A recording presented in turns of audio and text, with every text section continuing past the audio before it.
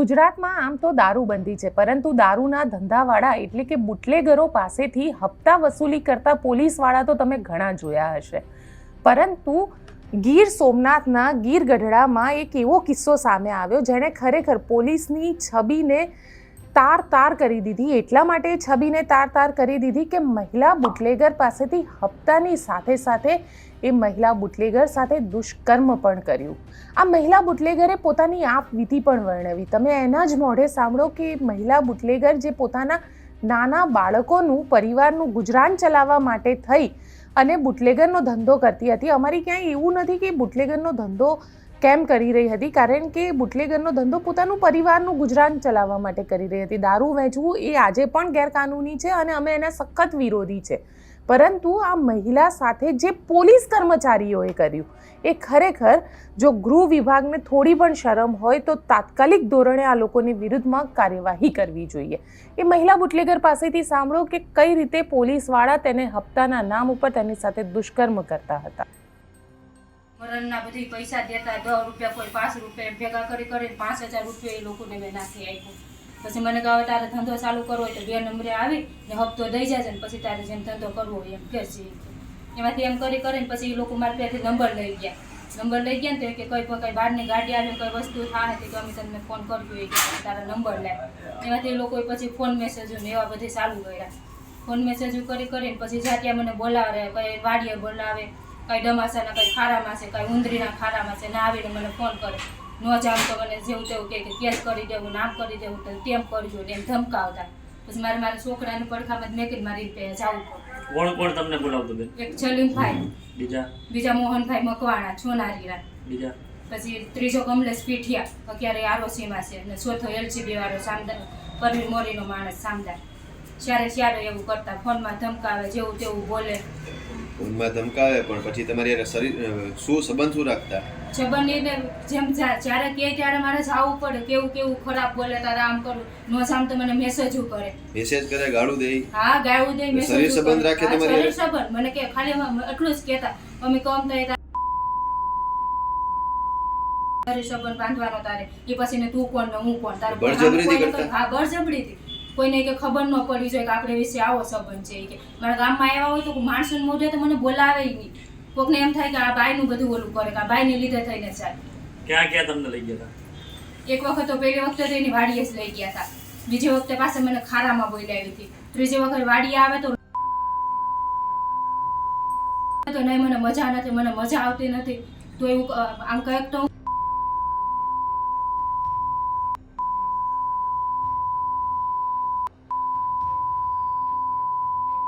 બોલે.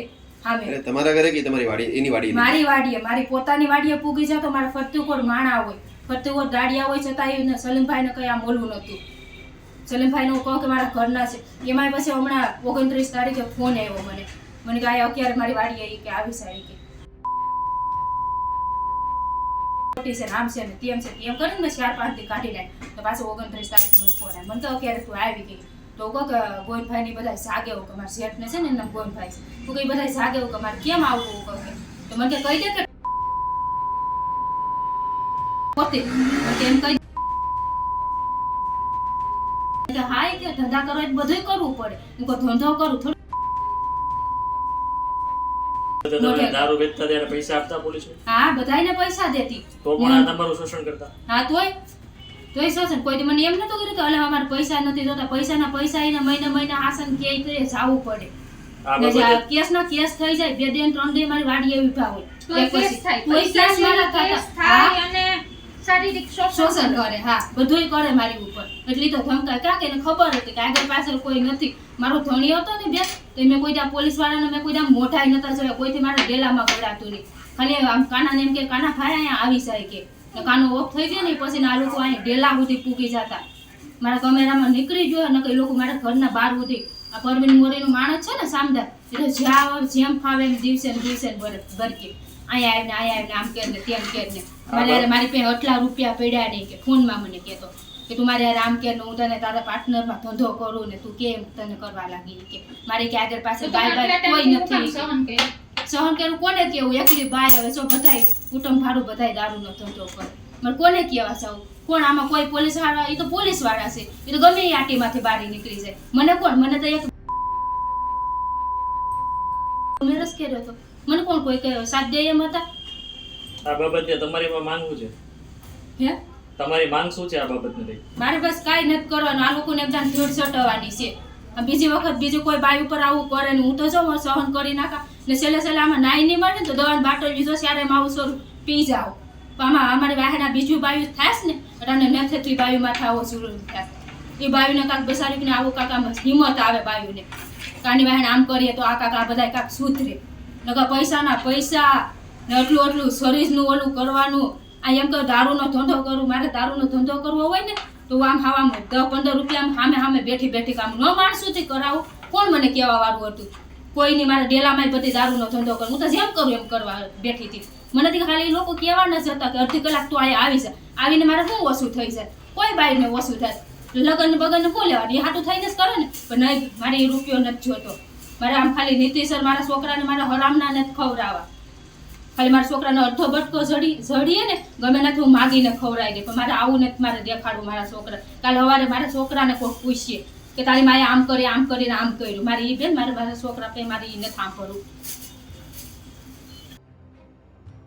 આ આખા મામલામાં જ્યારે મહિલા પોલીસ સ્ટેશન પર ગઈ તો પોલીસે આ મામલે કર્મચારીઓ વિરુદ્ધ મામલો રજીસ્ટર કર્યો અને 3 લોકોને અરેસ્ટ કર્યો અને હવે તેમને જેલમાં પણ મોકલી દેવામાં આવશે. પરંતુ અહીંયા સવાલ એ ઊભો થઈ રહ્યો છે કે આ મહિલા કે જે પોતાના પરિવારનું ગુજરાન ચલાવવા માટે થઈ અને બુટલેગરનો ધંધો કરતી હતી તેની સાથે આ પ્રકારે દુષ્કર્મ કરવું.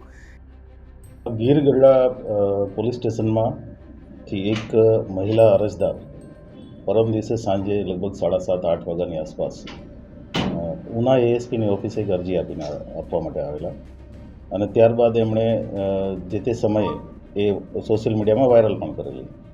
એના આધારે તાત્કાલિક અમે કોગ્નિઝન્સ લઈ અને ઉના એએસપી જે અહીંયા વીવીઆઈપી બંદોબસ્તમાં હતા એમને રવાના કરી.